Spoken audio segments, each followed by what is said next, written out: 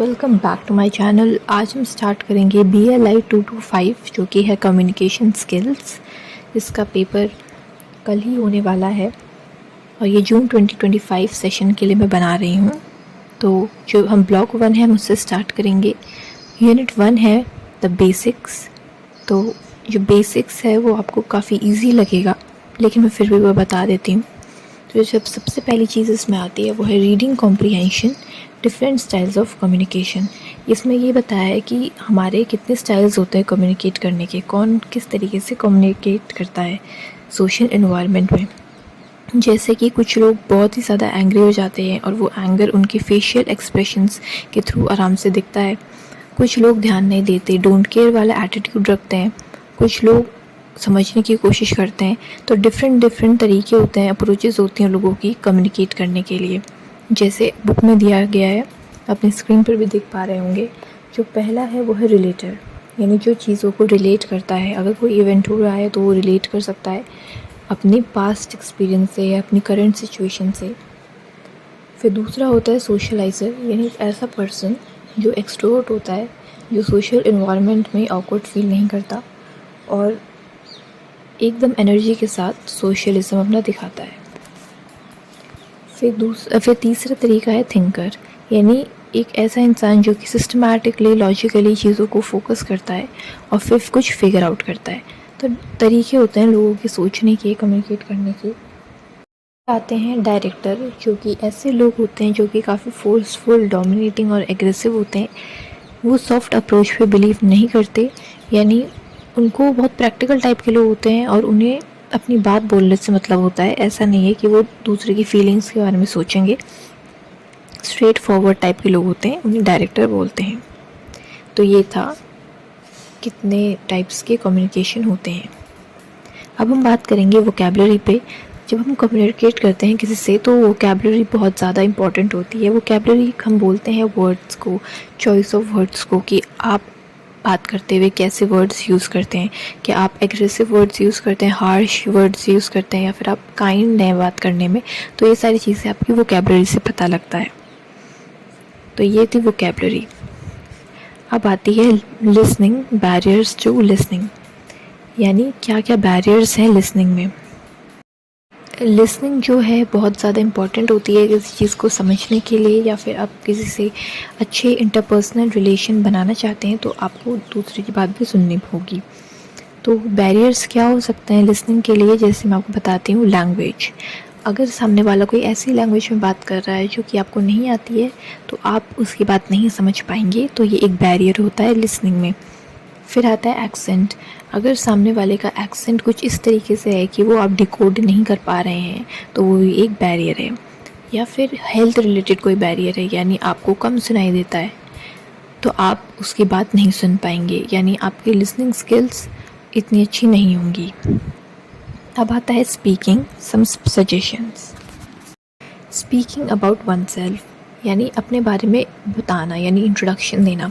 अगर हम प्रोफेशनल हैं और हमें सपोज़ ऑफिस में या इंटरव्यू देना है तो हमें अपने बारे में इंट्रोडक्शन पूछा जाता है, तो वहाँ पे हम किस तरीके से देते हैं। ऑफ कोर्स फॉर्मल तरीके से, या फिर अगर हमारी कैजुअल कोई पार्टी रखी है फ्रेंड्स के साथ तो वहाँ हमें अपने आप को अगर इंट्रोड्यूस कराना है तो वहाँ हम ऑफ कोर्स इनफॉर्मल तरीके से अपना इंट्रोडक्शन देते हैं और हम उसमें थोड़ा सा ह्यूमर यानी हंसी मजाक भी ऐड कर सकते हैं। है body language. Body language communication में बहुत ज़्यादा इम्पॉर्टेंट है, और जैसे हम कम्युनिकेट करते हैं वर्बली यानी कि वर्ड्स के थ्रू, वैसे ही बॉडी लैंग्वेज है। लेकिन यहाँ पे ये है कि बॉडी लैंग्वेज वर्ड्स के थ्रू नहीं है, ये आती है नॉन वर्बल क्यूज़ में, यानी आप किस तरीके से अपने आप को प्रेजेंट करते हैं वो भी बहुत कुछ बताता है आपके बारे में। सपोज़ आप किस तरीके से बैठते हैं, किस तरीके से चलते हैं, तो ये सब आता है आपकी बॉडी लैंग्वेज पे। Tips for effective speaking. अब क्या टिप्स हैं कि हम अच्छा स्पीक कर सकें, यानी हम अच्छे स्पीकर बन सकें। तो उसमें है कि सबसे पहले हमें समझना है कि हमारे ऑडियंस कौन है। सपोज़ अगर आपके ऑडियंस ऐसे हैं जो कि साइंस बैकग्राउंड से हैं तो आपको उनके साथ उन्हीं की तरीके की कोई बात करनी पड़ेगी। सपोज़ आप फॉर्मल मीटिंग में और आप कुछ बता रहे हैं, तो अगर आप लिटरेचर की बात करेंगे तो शायद उन्हें अच्छे से समझ ना आए। मैं एक एग्जाम्पल दे रही हूँ, आप समझ रहे होंगे मैं क्या कहना चाह रही हूँ। फिर आप कोई सजेशन ऐड कर सकते हैं, सिंपल लैंग्वेज में बात करनी है, शॉर्ट सेंटेंसेस रखने हैं, मतलब ऐसा नहीं करना, बहुत कॉम्प्लेक्स नहीं बनाना है चीज़ों को। बात करते हैं यूनिट 2 पे, जो कि है सोशल स्किल्स। सोशल स्किल्स का मतलब है कि जब आप किसी सोशल इन्वायरमेंट में हो तो आप अपने आप को किस तरीके से कैरी करते हो, आप कैसे कम्युनिकेट करते हो, और अगर कोई चीज़ हो जाती है, मैटर हो जाता है, तो आप कैसे सॉल्व करते हो, आपकी कैसे सोशल स्किल्स हैं, किस तरीके से आप सोशली रहते हो। सबसे पहले आता है मीटिंग एंड ग्रीटिंग, यानी जब हम किसी सोशल इन्वायरमेंट में रहते हैं तो ऑफ कोर्स हम लोगों से मिलते हैं और उन्हें हम ग्रीट करते हैं। तो ये एक बेसिक मैनर होता है, जो कि मतलब एटिकेट होता है, जो कि हमें फॉलो करना चाहिए। फिर आता है reading comprehension, characteristics of a good conversation. क्या है characteristics of a good conversation? हम कैसे कह सकते हैं कि जो कॉन्वर्सेशन हमने की वो अच्छी थी? वो इस तरीके से कि अगर हम सामने वाले की बात अच्छे से सुन रहे हैं और जब हमारा बोलने का टाइम आ रहा है हम अच्छी लैंग्वेज में उनसे बात कर रहे हैं, ऐसे नहीं कि हम बहुत वल्गर लैंग्वेज यूज़ कर रहे हैं। तो वोकैबुलरी भी बहुत बड़ा पार्ट प्ले करती है एक गुड कम्युनिकेशन में। और हम दूसरे की बात को बीच में ना काटें, यानी उनका जब सेंटेंस फिनिश हो जाए हम तब अपनी बात शुरू करें, उनको पूरी रिस्पेक्ट के साथ सुने, रिस्पेक्टफुल तरीके से अपना कंडक्ट करें बिहेवियर, उसे बोलते हैं एक गुड कन्वर्सेशन। हम बात करते हैं स्मॉल टॉक की कि स्मॉल टॉक क्या होती है। स्मॉल टॉक होती है एक कैजुअल कॉन्वर्सेशन जो कि ऑफ कोर्स पोलाइट होती है और नॉर्मल इवेंट्स के बारे में होती है, जैसे स्पोर्ट्स के बारे में, सेलिब्रिटीज़ के बारे में, मीडिया के बारे में और फेस्टिवल्स के बारे में। इन सब चीज़ों को बारे में हम कहते हैं स्मॉल टॉक। जैसे अगर आपसे भी कोई मिलता है, आपने सिर्फ कॉन्वर्सेशन शुरू करने के लिए बोल दिया कि वेदर आज अच्छा नहीं है, तो वो एक स्मॉल टॉक है, अब वेदर के ऊपर बात करने लग गए। लेकिन कुछ कुछ चीज़ें ऐसी होती हैं जो कि हमें अवॉइड करनी चाहिए बोलने के टाइम, जो कि बहुत ही ज़्यादा एम्बेरसमेंट भी काफ़ी बार क्रिएट कर देती है। और वो टॉपिक्स का मैं आपको एग्जांपल देती हूँ। जैसे आप नॉर्मली बात कर रहे हैं किसी जॉब के बारे में तो वो एक स्मॉल टॉक है, लेकिन अगर बहुत पर्सनल आप हो जाते हैं तो वो चीज़ बहुत गलत है कॉन्वर्सेशन में। जैसे कि आपने पूछ ही लिया कि आपको आपकी कंपनी कितना पैसा देती है, तो ऐसा नहीं करना चाहिए, बिकॉज बहुत ज़्यादा एम्बेरसमेंट क्रिएट हो जाता है सुनने वाले के लिए भी और पूछने वाले के लिए भी बाद में। या फिर आपने ऐसे पूछ लिया किसी से, आप पहली बार मिले और आपने बोल दिया आपकी शादी हो रखी है क्या, आर यू मैरिड, तो वो भी बहुत ज़्यादा गलत इम्पैक्ट देती है। तो ऐसी कॉन्वर्सेशंस हमें अवॉइड करनी चाहिए। तो ये यूनिट तो यहीं तक थी। अब हम स्टार्ट करेंगे अपनी नेक्स्ट यूनिट। आते हैं अपनी सेकेंड यूनिट की तरफ, जो कि है यूनिट 3, जो कि है इंट्रोड्यूसिंग द इंस्टीट्यूशन। यानी अगर हम किसी इंस्टीट्यूट के बारे में डिस्क्रिप्शन दे रहे हैं तो हमें किस तरीके से उसे डिस्क्राइब करना चाहिए, किस तरीके से इंट्रोड्यूस करना चाहिए। तो इंस्टीट्यूशन की एक प्रोफाइल होती है जिसमें हमें कुछ चीज़ें सीरियल ऑर्डर में बतानी होती हैं, जैसे कि ईयर ऑफ एस्टैब्लिशमेंट, किस तरीके मतलब किस टाइम पे वो एस्टैब्लिश हुई। ये चीज़ हम लास्ट में ऑफ कोर्स नहीं लिख सकते, तो ये सीरियल ऑर्डर है जो हमें फॉलो करना पड़ता है। उस इंस्टीट्यूशन की थोड़ी सी ब्रीफ हिस्ट्री बताने के लिए बताओ, या फिर उसके आगे के क्या मिशन है, ऑब्जेक्टिव है, क्यों वो इंस्टीट्यूशन खड़ा हुआ है उस जगह पे, वो बताना है। और फिर थोड़े बहुत अचीवमेंट्स बताने हैं कि अभी तक क्या अचीव कर लिया है उस इंस्टीट्यूशन ने, उसकी एक्टिविटीज़ का डिस्क्रिप्शन देना है। अगर वो एक सर्विस प्रोड्यूस करता है वो इंस्टीट्यूशन, तो बताना है कि क्या सर्विस प्रोड्यूस करता है, फ्यूचर प्लान्स क्या हैं, और ऑफ कोर्स वहाँ पे लास्ट में देनी है कॉन्टैक्ट डिटेल्स, क्योंकि अगर कोई वहाँ कॉन्टैक्ट करना चाहे तो उन्हें इधर उधर इन्फॉर्मेशन और ना ढूंढनी पड़े, तो कॉन्टैक्ट डिटेल्स भी हमें वहीं प्रोवाइड करनी होती है। ब्लॉक 2 में यूनिट 4, जो कि योर प्रोफाइल, यानी जब हम अपनी प्रोफाइल रेडी कर रहे हैं, अपना इंट्रोडक्शन रेडी कर रहे हैं, तो उसमें क्या क्या चीज़ें हमें लिखनी चाहिए। सबसे पहले अपना फुल नेम, एज, अपने एजुकेशनल बैकग्राउंड के बारे में हमें बताना चाहिए, अपनी जो करियर है उसकी हाइलाइट्स, कि हमने अभी तक क्या क्या अचीव किया है और हमारे आगे के फ्यूचर प्लान्स क्या हैं, और अपनी स्ट्रेंथ और वीकनेस भी हमेशा बतानी है, और अपने हॉबीज़ और अपनी इंटरेस्ट। ये हम स्कूल टाइम से करते आ रहे हैं, जब हमारा रिपोर्ट कार्ड भी रेडी होता था तो उसमें स्ट्रेंथ और वीकनेस, हॉबीज़ वगैरह ये सब पूछा जाता था। इम्पोर्टेंस ऑफ प्रोफाइल्स क्यों ज़रूरी है? तो किसी भी फॉर्मल लोकेशन पे अगर हम जाते हैं तो वहाँ पे प्रोफाइल इसलिए ज़रूरी है क्योंकि वो हमारा एक इंट्रोडक्शन होता है। हम कौन है हमें कोई नहीं जानता, वो हमारी प्रोफाइल ही बताती है। तो जो वोकैबुलरी होनी चाहिए बहुत अच्छी होनी चाहिए, पोलाइट होनी चाहिए और फॉर्मल होनी चाहिए।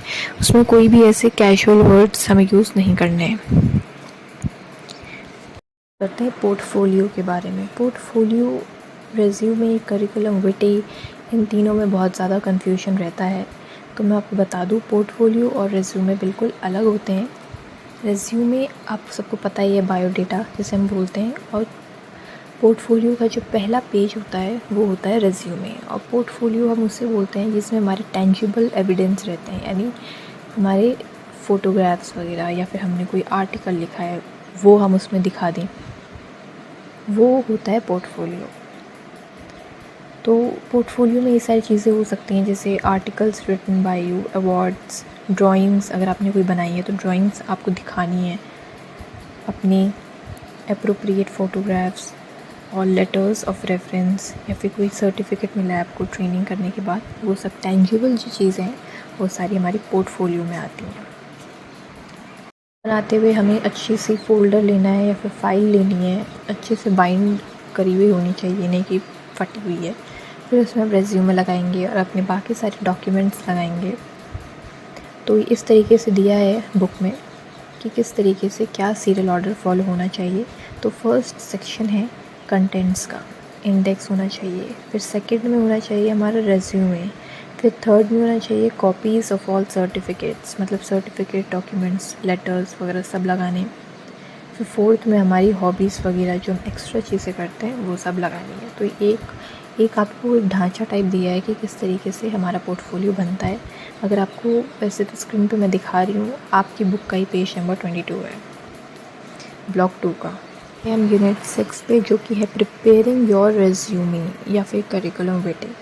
सबसे पहले इसमें वार्म अप में दिया है कि क्या क्या चीज़ें आपको पता होंगी। जैसे नेम हम लिखते हैं, लेकिन मेरी सिस्टर का नेम कोई नहीं बताता अपने रेज्यूमे में। डेट ऑफ बर्थ लिखते हैं, नेम ऑफ पेट डॉग कोई नहीं बताता। तो ये सारी चीज़ें ऐसी आपको वार्म अप के लिए लिखी हुई हैं बुक में, ताकि आपको पता रहे कि क्या चीज़ें बतानी होती है और क्या चीज़ें रेज्यूमे में नहीं लिखते हैं।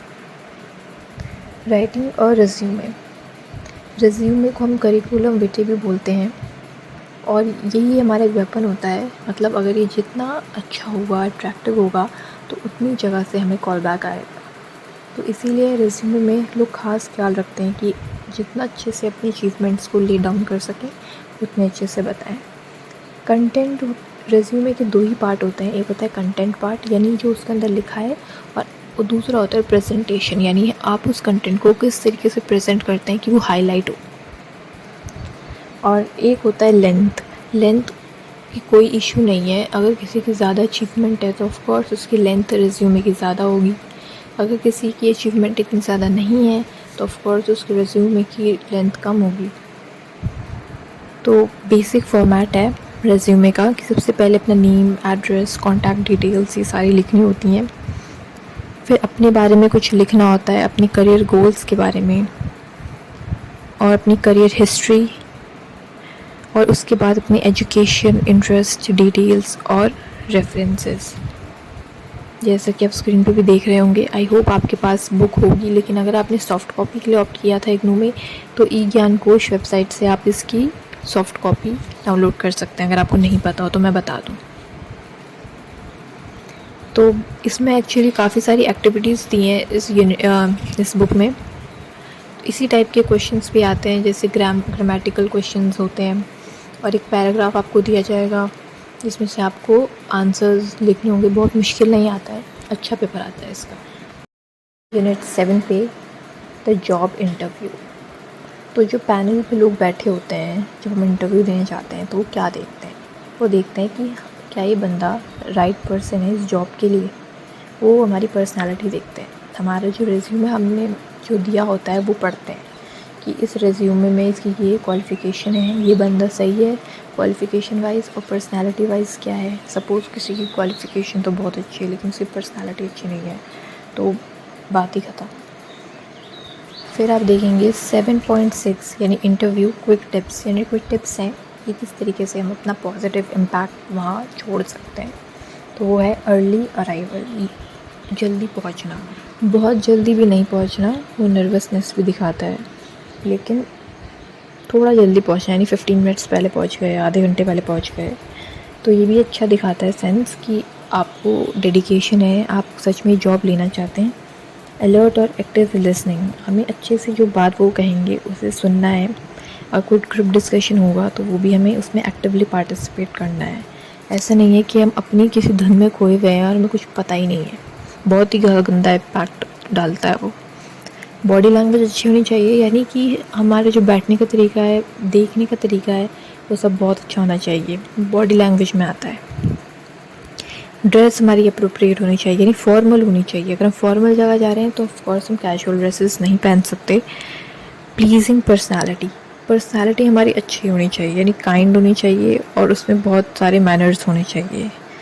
गुड ह्यूमर, अगर हम कोई मजाक भी कर रहे हैं तो वो बहुत गंदा मजाक नहीं होना चाहिए, वो बहुत मतलब सही मजाक होना चाहिए जो फॉर्मल इंस्टीट्यूशन में चल जाए। एक होते हैं वर्बल क्यूज़ पे हम आते हैं, तो ये है क्लैरिटी इन एक्सप्रेशन, यानी हम जो बोलेंगे उसमें क्लैरिटी होनी चाहिए। मतलब ऐसा नहीं है कि नर्वस होकर बोल रहे हैं या फिर कॉन्फिडेंस नहीं है और सामने वाले को समझ ही नहीं आया कि बोल क्या रहा है ये, ऐसा नहीं होना चाहिए। वॉइस क्लियर होनी चाहिए।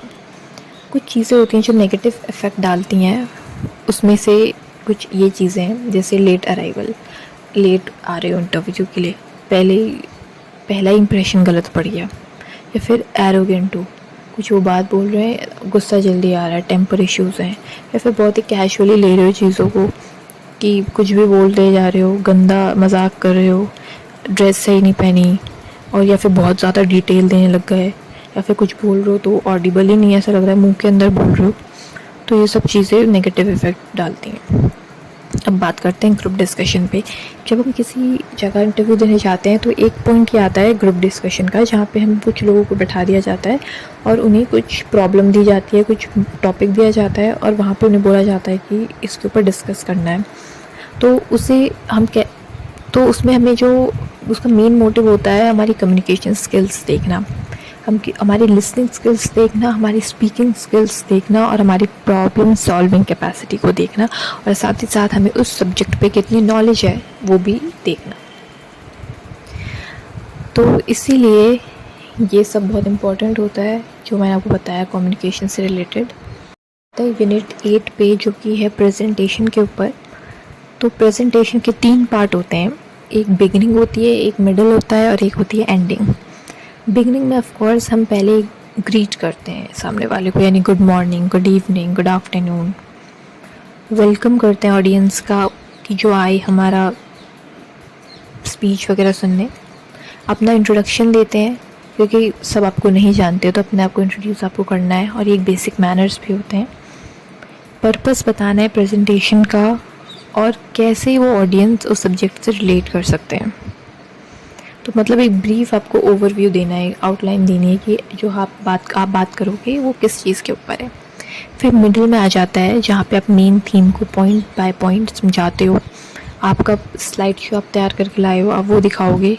जैसे जैसे आप बात करोगे आप उसे टेंजिबल चीज़ों में भी दिखाओगे, विजुअल्स दिखाओगे, जैसे ऑडियो लाए हो आप, वीडियो लाए हो, वो आप दिखाओगे।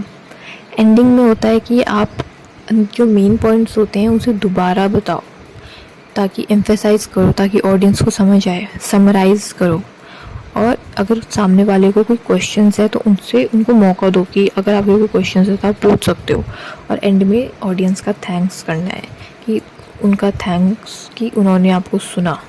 अब आती है यूनिट 9 जो कि है टेलीफोन स्किल्स, जिससे शायद आप में से काफ़ी लोग रिलेट भी कर सकेंगे, क्योंकि जो मेन आजकल प्रॉब्लम चल रही है वो है टेलीफोनिक स्किल्स की। काफ़ी लोगों को नहीं समझ आता कि वो फ़ोन पर कैसे बात करें, और टेक्स्ट को वो ज़्यादा प्रेफर करते हैं। तो अब हम समझेंगे कि कैसे अच्छे इफ़ेक्टिव टेलीफोनिक स्किल्स बना सकते हैं। तो टेलीफोनिक स्किल्स अच्छे करने के लिए वोकैबलरी वगैरह तो अच्छी होनी चाहिए, लेकिन मैं आपको पॉइंट बाय पॉइंट बताती हूँ कंपोनेंट्स क्या होते हैं टेलीफोन कन्वर्सेशन के। ग्रीटिंग, पहले ग्रीट करना, second warm up, third purpose, और डी है क्लोजिंग। यानी अगर आपने पहले किसी को फ़ोन डायल किया या आपको किसी ने फ़ोन डायल किया तो आप पहले ग्रीट करते हैं हेलो या फिर गुड मॉर्निंग, गुड आफ्टरनून, जो भी है।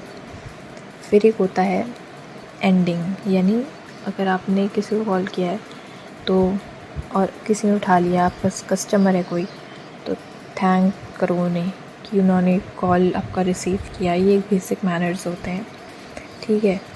जो आपने इन्फॉर्मेशन दी है वो एडिक्वेट होनी चाहिए और इनवाइट करना चाहिए आपको कॉलर को कि वो आपको दोबारा कॉल कर सकते हैं, आप कॉल पिक कर लेंगे। अगर उनकी कोई क्वेरीज़ है उन्हें अच्छे से सुनो। यानी टेलीफोनिक स्किल्स बेसिकली हमारे वैसे स्किल्स होते हैं जो हम फेस टू फेस बात करते हैं, बस यही है कि वो टेलीफोन पर है तो थोड़े लोग नर्वस हो जाते हैं।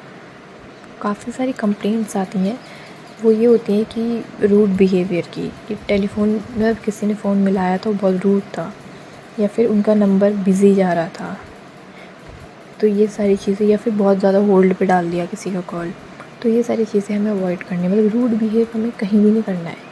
ऐसा नहीं है कि किसी को टेलीफ़ोन मिलाया और फिर होल्ड पे डाल दिया, 5 मिनट बोल के 15 मिनट हो गए, ये सब नहीं करना है हमें। बस यही एक बेसिक चीज़ है कि हमें ग्रीट करना है और एंड में हमें उन्हें थैंक करना है, और बीच में हमें अपनी जो कंटेंट है वो अच्छे से रखना है, और वही हमारी कम्युनिकेशन स्किल्स होती हैं।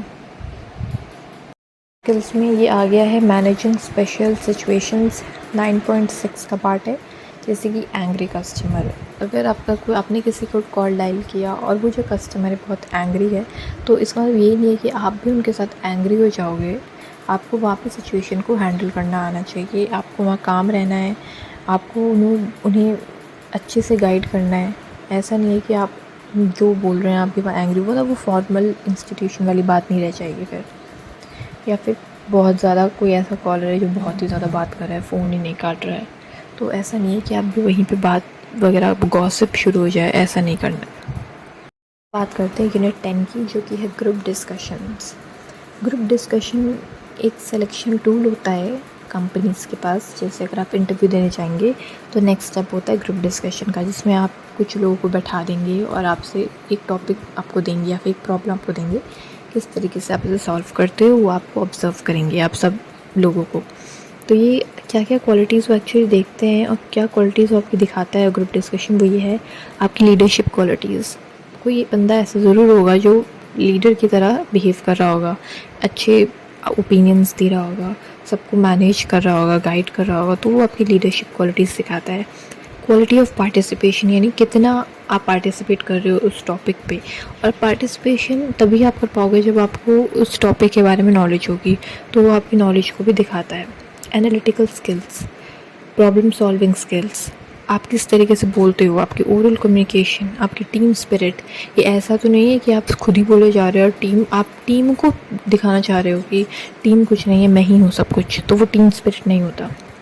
Body language, decision making skills, confirmation to norms, ऐसा तो नहीं है कि आप अपनी कुछ नए रूल्स बना रहे हो और जो फॉर्मल रूल्स होते हैं उनको आप इग्नोर कर रहे हो। मतलब जो सोसाइटी की कुछ ऐसा टॉपिक दे दिया कि आप ऐसा लग रहा है आपकी बातों को सुनकर कि आप कुछ बहुत ही अलग टाइप के इंसान हो, तो ऐसा नहीं करना है। अब हम आते हैं यूनिट 11 पे, जो कि है बॉडी लैंग्वेज। बॉडी लैंग्वेज जो कि मैंने आपको बताया नॉन वर्बल क्यूज़ में आती है, यानी ऐसी चीज़ें जो आपके बारे में पता लगती हैं बिना बोले आपके। जैसे आपके बैठने के स्टाइल से पता लगता है कि आप कितने कैजुअल हो, आप क्या, जैसे कि कुछ लोग जो है अपनी चिन पे हाथ लगाते हैं जब वो कुछ सोच रहे होते हैं, तो वो बॉडी लैंग्वेज होता है। कुछ लोग बहुत जल्दी जल्दी चल रहे होते हैं, तो वो हमारे कॉन्फिडेंस को दिखाता है। अगर हम अपने आराम से बैठे हैं तो वो दिखाता है कि आप बहुत रिलैक्स हो, मतलब इस तरीके से चीज़ें दिखाता है। अब हम बात करते हैं यूनिट 12 में, जो कि है writing skills, some basic guidelines, methods of writing. जब हम किसी चीज़ के बारे में कुछ लिखते हैं तो हम ऐसा ही नहीं कि कुछ भी लिख दिया, पर्पस सबसे पहले स्टेट करना चाहिए, पर्पस पता होना चाहिए, सब्जेक्ट मैटर उसका अच्छा होना चाहिए और उस पर्पस से ही रिलेटेड होना चाहिए। अपने रीडर और ऑडियंस का हमेशा ध्यान रखना चाहिए कि आप जिसको इंटेंट कर रहे हैं ये राइटिंग, क्या आप वो समझ पाएंगे जो आप लिख रहे हो।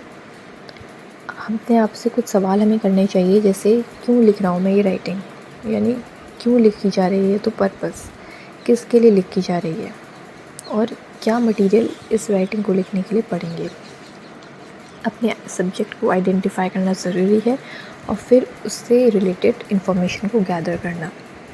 और सबसे ज़्यादा इम्पॉर्टेंट, जैसे मैंने आपको बताया ही है, अपने ऑडियंस को पता करना कि ऑडियंस हमारे कौन होने वाले हैं, उनकी अकॉर्डिंग फिर उस चीज़ को लिखना। तो एक राइटिंग प्रोसेस होता है, जैसे हमने पहले राइटिंग द फर्स्ट ड्राफ्ट, यानी हमने पहले अपना एक राइटिंग लिखा, वो हमारा पहला रफ़ राइटिंग हम उसे बोलते हैं। फिर हम उस राइटिंग को रिवाइज़ करते हैं कि उसमें क्या गलती है, क्या चेंजेस उसमें आने चाहिए। और थर्ड स्टेप होता है रिफ़ाइनिंग का, हम उसे और रिफ़ाइन करते हैं अपने सेकंड ड्राफ्ट को। फिर हम उस रिफ़ाइंड वाले में से एडिट करते हैं कि हमें अब लास्ट में अब हमें क्या एडिट करना चाहिए, कोई ऐसी सेंटेंस है, कोई ऐसा वर्ड है जो अप्रोप्रिएट नहीं है।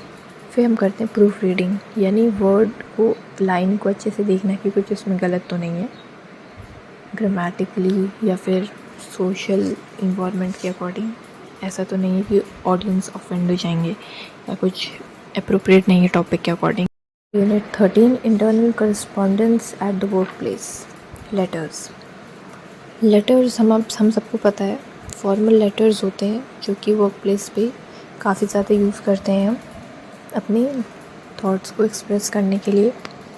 लेटर जो है क्लियर होना चाहिए, कर्टियस होना चाहिए और कंसाइज होना चाहिए, मतलब बहुत ज़्यादा स्टोरी नहीं लिखनी है और कंप्लीट होना चाहिए। ऐसा नहीं है कि कुछ इन्फॉर्मेशन मिस हो गई है, जो अपनी बात है उसे अच्छे से ले डाउन करना है। फिर आता है मेमो, जिसे हम कहते हैं मेमोरेंडम। मेमोरेंडम एक ऐसी चीज़ होती है जो कि ऑफिस वाले इशू करते हैं अपनी ऑफ़िस में कोई इन्फॉर्मेशन डिस्ट्रीब्यूट करने के लिए, अपने कलीग्स के बीच में, एम्प्लॉयज़ के बीच में, या फिर कोई चीज़ उनसे रिक्वेस्ट करनी है तो वो मेमो में ही वो लिख देते हैं, वो इंटरनली सर्कुलेट होता है। फिर एक होता है ऑफ़िस ऑर्डर। ऑफ़िस ऑर्डर थोड़ा ज़्यादा फॉर्मल होता है मेमो से। इसमें जैसे कोई चेंजेस हुए हैं राइट्स में एम्प्लॉयज़ के, या फिर कोई नया रूल बन गया है, तो वो सब ऑफ़िस ऑर्डर में लिखा जाता है और ये सर्कुलेट होता है ऑफ़िस में। ये कोई ऑफ़िस की जो अथॉरिटी है वो इशू करती हैं। फिर होता है सर्कुलर्स। सर्कुलर्स रिटन होते हैं जब एम्प्लॉय की जो ऑर्गेनाइजेशन होता है उसमें कोई प्रोसीजर्स होते हैं, फिर कोई इवेंट होने वाला होता है, या फिर कोई पोस्ट वैकेंसी आती है, तो सब सर्कुलर्स में सर्कुलेट होता है ऑफिस के इंटरनली। होता है नोटिस बहुत ज़्यादा कॉमन है, सबको पता है। जैसे अगर कोई इवेंट हो रहा है या फिर कोई बात हमें अर्जेंटली बतानी है तो एक हम नोटिस इशू कर देते हैं। जैसे अगर सपोज़ कोई इवेंट होने जा रहा है किसी ऑफ़िस में, तो एक नोटिस निकाल देते हैं ऑफ़िस वाले, जिसमें पार्टिसिपेंट्स बता देते हैं डेट, टाइम, वेन्यू सब बता देते हैं, तो उसे हम कहते हैं नोटिस। है एजेंडा मतलब वो सारी लिस्ट, मतलब वो सारे आइटम्स जो कि डिस्कस होने हैं किसी मीटिंग में, तो पहले ही बता देते हैं एम्प्लॉयज़ को कि ये डिस्कशन होने वाला है, तो वेल प्रिपेयर्ड रहना है हमें, तो उसे हम कहते हैं एजेंडा। करते हैं यूनिट 14 पे, जो कि external correspondence at the work place, यानी हमें ऑफिस से बाहर किसी से कम्युनिकेट करना है फॉर्मल। तो लेटर्स, ऑफ कोर्स लेटर्स हम भेजेंगे। और सपोज़ हमें बुक वेंडर से बुक्स ऑर्डर करानी है, तो हम उसे वो बुक्स के नाम वगैरह सब भेज देंगे तो लेटर में, तो उससे हम कहते हैं एक्सटर्नल करस्पॉन्डेंस। यानी ये ऑफिस में नहीं है, ये सपोज़ कोई इंस्टीट्यूशन है उसके साथ और बुक वेंडर के साथ, ये एक्सटर्नल करस्पॉन्डेंस है। बात करते हैं यूनिट 15 की, जो कि है प्रपोज़ल होता है हमारा फ्यूचर प्लान, यानी एक ऐसी चीज़ जो कि फ्यूचर प्लान को इंडिकेट करती है।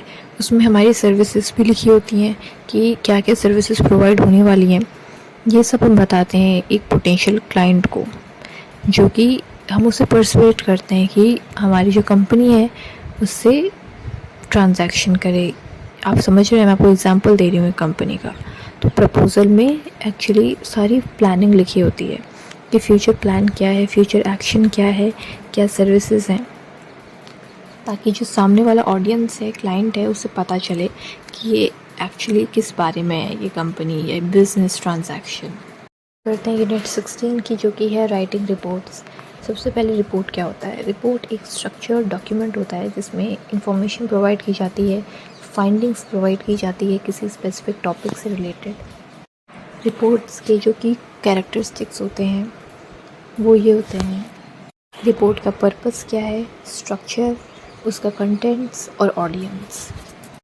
साथ ही साथ रिपोर्ट बहुत तरीके की होती हैं, जैसे कि बिजनेस रिपोर्ट, एकेडमिक रिपोर्ट। उसके बहुत सारे टाइप्स होते हैं, जैसे कि एकेडमिक रिपोर्ट, बिजनेस रिपोर्ट, या फिर टेक्निकल रिपोर्ट, या फिर न्यूज़ रिपोर्ट भी हो सकता है। करते हैं स्ट्रक्चर ऑफ अ रिपोर्ट। सबसे पहले एक टाइटल पेज होता है, उसके बाद आता है एब्स्ट्रैक्ट जिसमें हम ब्रीफ समरी प्रोवाइड करते हैं रिपोर्ट की। फिर आता है कंटेंट पेज जिसमें हेडिंग्स होती हैं, कितने चैप्टर्स हैं, सेक्शंस हैं, इन सब चीज़ों के बारे में। Executive summary. Executive summary abstract से डिफरेंट होती है, क्योंकि जैसे एब्स्ट्रैक्ट तो ब्रीफ होता है, एग्जीक्यूटिव समरी जो है फोकस करती है फाइंडिंग्स के ऊपर, कंक्लूजन्स के ऊपर। फिर आता है इंट्रोडक्शन, अपनी रिपोर्ट को, पर्पस को, एम को इंट्रोड्यूस करना। फिर आती है मेन बॉडी जिसमें मेथडोलॉजी यूज़ की जाती है, जो वो स्टेट करते हैं, हम सैम्पल्स वगैरह सब बताते हैं। मेन चीज़ ये है इन्फॉर्मेशन, हम उसमें अपनी सारी इन्फॉर्मेशन देते हैं रिपोर्ट में जो होनी चाहिए उस टॉपिक के अकॉर्डिंग। फिर होता है कंक्लूशंस या फिर रिकमेंडेशंस कि हमने क्या कंक्लूड किया। बिब्लियोग्राफिक रेफरेंसेस यानी हमने ये इन्फॉर्मेशन जो है कहाँ से ली। अपेंडिसेस जिसमें आ जाती है ग्लॉसरी यानी वर्ड मीनिंग टाइप के एब्रिविएशन और एक्नॉलेजमेंट्स। हम बात करते हैं यूनिट 17 की, जो कि है क्वेश्चनेयर। क्वेश्चनेयर एक इंस्ट्रूमेंट है डेटा कलेक्टिंग का, यानी इन्वेस्टिगेट करने का एक इंस्ट्रूमेंट है। जैसे हम उसमें क्या करते हैं, कुछ क्वेश्चंस हम लिख देंगे, या फिर वन वर्ड क्वेश्चन हो सकते हैं, वन लाइनर हो सकते हैं, या फिर टिक द करेक्ट वाले भी हो सकते हैं। फिर हम उसे लोगों में बांट देते हैं, इंटेंडेड ऑडियंस में बांटेंगे, और फिर वो ऑडियंस जब उस क्वेश्चनर को रिटर्न करती है तब हम उसमें से कंक्लूजन निकालते हैं कि अच्छा ये चीज़ हो सकती है, उसे कहते हैं क्वेश्चनर। आपके साथ भी बहुत बार ऐसा हुआ होगा कि आपको, जहाँ सपोज़ आप किसी लाइब्रेरी में जा रहे हैं और लाइब्रेरी वालों ने आपको कुछ एक क्वेश्चनर दे दिया, यानी एक पैम्फलेट टाइप दे दिया, और उसमें आपको कुछ बोला है कि ये चीज़ें आप अपने अकॉर्डिंग फिल करके दो, और फिल करके दिया, और तो वो उनके लिए इम्पॉर्टेंट है क्योंकि आपने उन्हें डेटा दिया है। तो वो देखेंगे कि क्या रिक्वायरमेंट्स है, अब हमें अपनी लाइब्रेरी में क्या नया करना चाहिए जो आपने डेटा दिया है उसके अकॉर्डिंग, यानी क्या नीड्स हैं। मैं आपको एक एग्जांपल मैंने आपको दिया है, आप समझ रहे होंगे। एग्जांपल दिया भी कि सपोज़ आप लाइब्रेरी में जाते हैं और वहाँ पे क्वेश्चनर है। सपोज़ क्वेश्चनर में कुछ ऐसा पूछा है कि कौन सी थीम पे बुक्स चाहिए आपको, और 3-4 थीम्स आपको लिख दी हैं, और आपको उसमें टिक करना है जिस थीम पे आपको बुक चाहिए। तो जिस थीम पे ज़्यादा लोगों ने टिक किया होगा तो वो उनका डेटा है कि अच्छा ये इस चीज़ की नीड है, तो वो क्वेश्चनर होता है। तो क्वेश्चनर का डिस्ट्रीब्यूशन बहुत तरीक़ों से हो सकता है, जैसे इन पर्सन यानी आपको सामने से दिया जा रहा है क्वेश्चनर, या फिर ईमेल के थ्रू भी हो रहा है कि ईमेल में आपको पूछ रहे हैं, आपको भेज रहे हैं कि ईमेल के थ्रू ही दो क्वेश्चनर, या फिर वेब पे हो सकता है यानी इंटरनेट पे हो सकता है। तो क्वेश्चनर अब बहुत तरीक़ों से सर्कुलेट होता है, ज़रूरी नहीं है कि इन पर्सन ही हो। रिस्पॉन्स रेट बहुत क्रूशियल होता है। कभी कभी ऐसा होता है कि रिस्पॉन्स रेट अच्छा नहीं आता है, किसी ने क्वेश्चनर वापस ही नहीं किया, किसी ने क्वेश्चनर फिल ही नहीं किया। उसके कुछ एडवांटेजेस होते हैं, जैसे ये बहुत क्विक होता है और इजी होता है, यानी हमें set of questions lay down करने हैं, हमें उसका प्रिंट आउट निकालना है और हमें जस्ट सर्कुलेट करना है, या फिर ईमेल पे हमें जस्ट सेंड करना है। तो क्विक भी होता है कि हमें कुछ ज़्यादा मेहनत नहीं करनी पड़ी और हमें डायरेक्ट रिस्पॉन्स मिल गया, यानी हमने जो पूछा हमें वो मिल गया उसका आंसर। कॉस्ट इफेक्टिव होता है, ज़्यादा पैसा नहीं लगता। लेकिन इसकी कुछ लिमिटेशंस भी होती हैं, जैसे कि हम उस पर इतना रिलाई नहीं कर सकते उस डेटा पे। सपोज़ किसी ने कुछ भी भर दिया, ज़्यादा कुछ सोचा नहीं, किसी के पास नॉलेज ही नहीं थी जिसको हमने क्वेश्चनर दिया, और अगर हमें अच्छा रिस्पांस नहीं मिला, किसी ने क्वेश्चनर रिटर्न नहीं किया, है ना, और टाइम कंज्यूमिंग एक्टिविटी होती है, यानी हम किसी को फोर्स नहीं कर सकते कि अभी भर के दो क्वेश्चनर, वो जिसका जब मन कर रहा है वो भर के दे रहा है क्वेश्चनर, तो ये बहुत टाइम कंज्यूमिंग है। और साथ ही साथ रॉन्गली अगर से इंटरप्रेट कर लिया तो उसका एनालिसिस ऑफ कोर्स रॉन्ग निकलेगा, उस डेटा का कोई फ़ायदा नहीं है फिर। आपको सब कुछ क्लियर हो गया होगा, क्योंकि मैंने ये ख़ास तौर पे एग्ज़ाम के लिए बनाया है और एग्ज़ाम से एक दिन पहले जो ये वीडियो देख रहे हैं, मुझे पता है किसी के पास एक एक चीज़ को गो थ्रू करने का टाइम नहीं होता है, इसीलिए मैंने जो मोस्ट इम्पॉर्टेंट चीज़ें जो मुझे लगी मैंने वो सब कवर कर दिए, ऑलमोस्ट सभी कवर कर दिया है। तो आई होप आपका एग्ज़ाम अच्छा जाएगा, और अगर आपकी कोई डाउट्स हैं तो आप मुझे कमेंट सेक्शन में लिखकर बता सकते हैं। और अगर आपको वीडियो पसंद आया तो don't forget to subscribe the channel and like the videos, because मैं ऐसे वीडियोस लाती रहती हूँ। और अभी मैं BLI E226 के ऊपर भी एक वीडियो लाने वाली हूँ जिसमें मैं इंपॉर्टेंट और एक्सपेक्टेड क्वेश्चंस आपको बताने वाली हूँ। सो मिलते हैं अपने नेक्स्ट वीडियो में।